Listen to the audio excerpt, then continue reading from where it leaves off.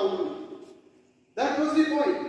আর আপনি যেদিন আমার চিঠি, আমাদের চিঠির উত্তর দেবেন, I will be the first man on the earth to appreciate you in all forums. His Excellency মাননীয় রাজ্যপাল মহোদয় যে মূল্যবান বক্তব্য এই সভায় পেশ করেছেন, সেই বক্তব্যকে আমি পূর্ণ সমর্থন করছি। খুব অল্প সময়ের মধ্যে হলেও উনি ত্রিপুরার যে উন্নয়ন অত্যন্ত সুন্দরভাবে তার রূপরেখা সবার সামনে তুলে দিয়েছে। তার জন্য আমি মাননীয় রাজ্যপাল মহোদয়কে আন্তরিক ধন্যবাদ জানাই।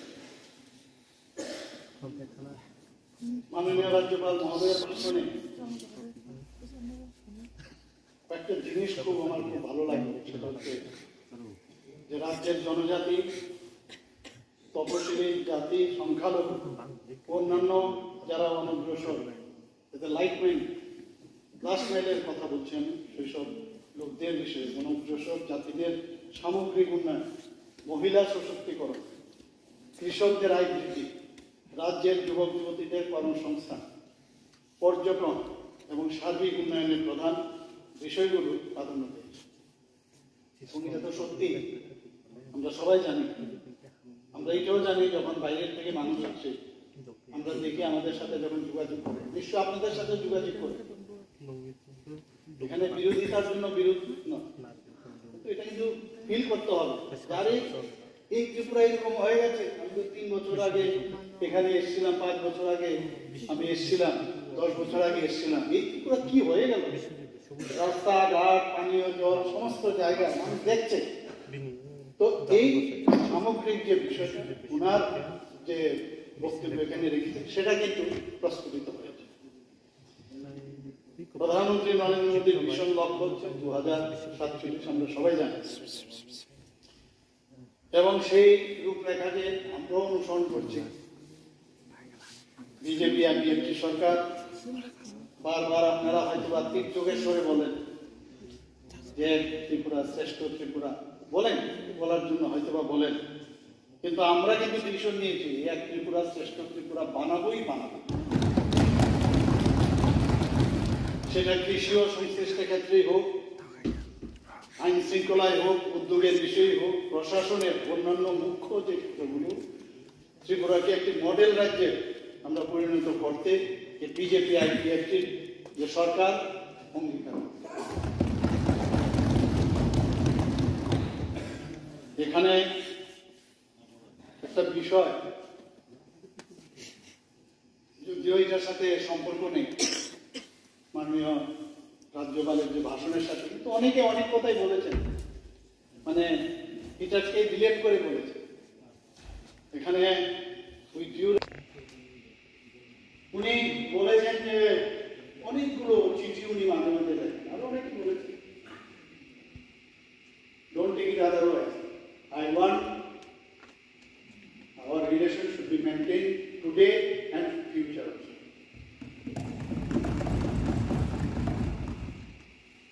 আপনি চিঠি দিয়েছেন, অনেকগুলো চিঠির উত্তর দিয়েছে, 4-5টা, আবার কয়েকটা দেয়নি। যখন আপনাকে আমি নিজে ডাইরেক্ট একটা চিঠি দিলাম, একটা বিষয় আপনি জানেন, এই চিঠিটা আপনাকে দেওয়ার অর্থ একটা, মানে বিধানসভার একজন মাননীয় অপোজিশন লিডার উনি আমার কাছে জানতে চেয়েছেন। আমি ওনাকে চিঠি দিলাম, খালি দেওয়ার সাথে সাথে দেখলাম এই চিঠি হোয়াটসঅ্যাপে, সোশ্যাল মিডিয়াতে বেরিয়ে গেল, breach of trust and breach of relation. আমি মনে করি, আমি আপনাকে বলছি, প্লিজ প্লিজ আমাকে শেষ করতেছি, আপনি বলবেন, আমি এটা আপনাকে বলেছি অভিযোগ, যেহেতু এই কথাগুলো আসছে, এতে কি হয় আমি এখন চিন্তা করব, এবং সাংঘাতিকভাবে ভাইরাল হয়েছে বিষয়গুলো, দরকার ছিল না। আপনি আমাকে চিঠি লিখেছেন, আপনাকে আমি চিঠি দিয়েছি, এটা ভাইরাল হবে কি করে? আমি শ্রদ্ধেয় মানিক সরকার মহোদয়, যিনি আমাদের প্রাক্তন মুখ্যমন্ত্রী, 4-5 বার আমাকে চিঠি দিয়েছেন, উত্তর দিয়েছি, কিন্তু কোনোদিন তো ভাইরাল করেননি। আমি এই কথাটা কিন্তু আপনাকে বলেছি, কেন আমার কাজ না, what I given the answer answer. My answer has been final. Your answer, I have given you the answer. I can tell from my account. I can tell No, no, you have not done. You have not done. from my account. No, no, from your account. I have not done. Also. From your account you have not done. They have viral. How it has gone to them? This is my question. Now always I am in fear. If you give me any questions and if I give the answer, whether it will be viral or not, it is very important. That's why we are now scared of. You know it.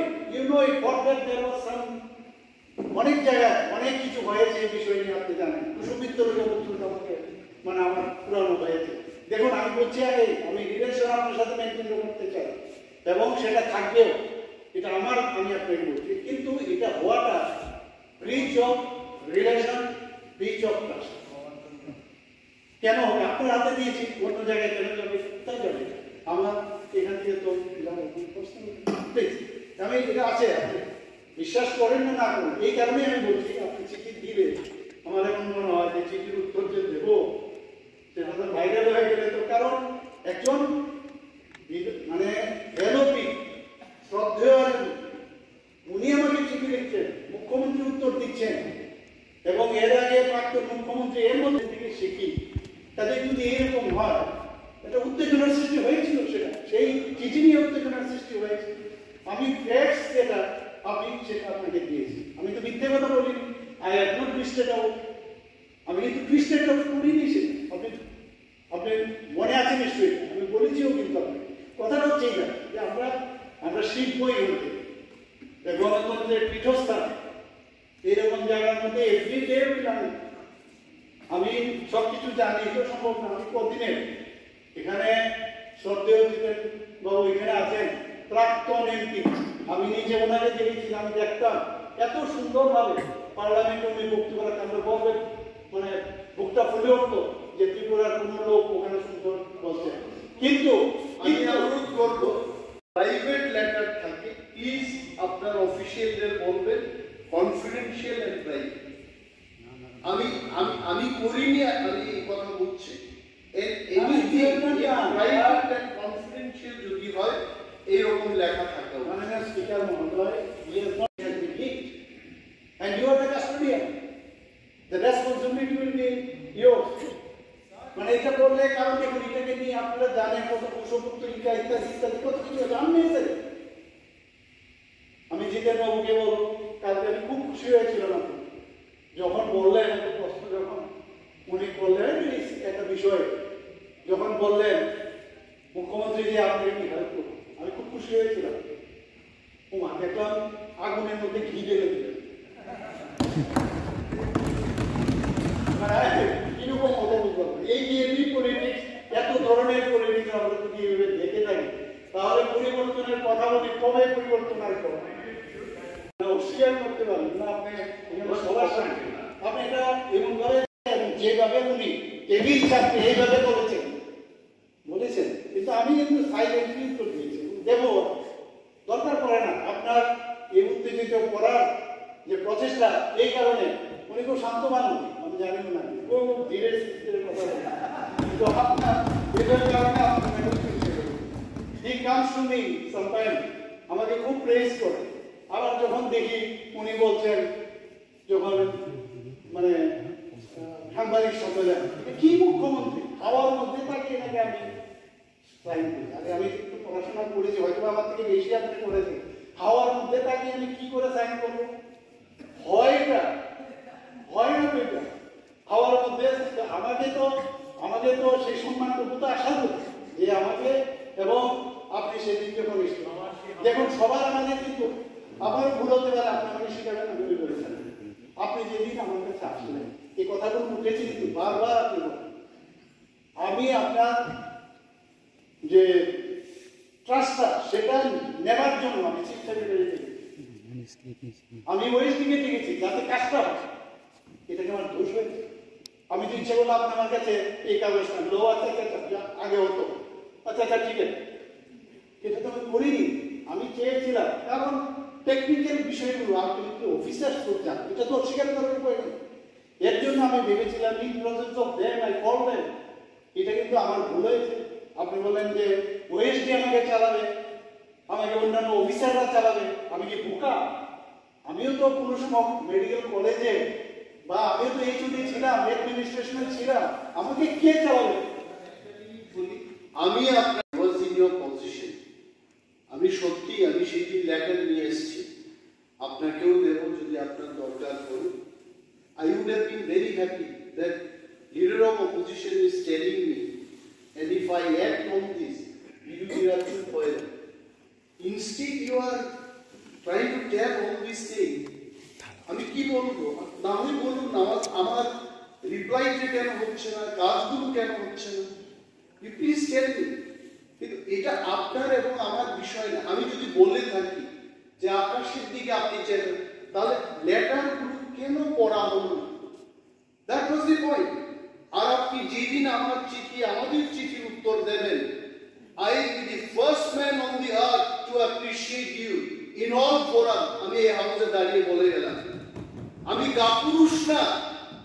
I can appreciate. I have the guts to tell bad man as bad man, good man as good man. আমি আপনার ক্ষমা চাইব না। আমি এই জনস্বার্থে আপনাকে চিঠি দিয়েছি, প্লিজ অ্যাক্ট অন দ্যাট। শ্রেষ্ঠ ত্রিপুরা হবে ওই সমস্ত চিঠি। এমন কোনোদিন ব্যক্তি স্বার্থে আমি কোনো চিঠি লিখিনি আজ পর্যন্ত। আমি কোন জায়গায় ছিলাম, কেন এই সমস্যাটা হলো? আমি তো বললাম আই ওয়াজ স্কেয়ার্ড, যে একটা জিনিস যা হয়েছে হয়েছে বললাম। আমি তো বললাম যা হয়েছে শুড বি স্টপ। হ্যাঁ, না উত্তর তো দিতে হবে। আপনি বললেন যে উত্তর দিতে, সবাই তো আশা করে সব উত্তর তো সম্ভব না, কিন্তু যে কয়েকটা প্রশ্ন করেছেন সেগুলোর উত্তর। আমাদের মাননীয় এমপি মহোদয় একটা জায়গায় বলেছেন যে আমাদের যে এসসি এসটি রিজার্ভেশনের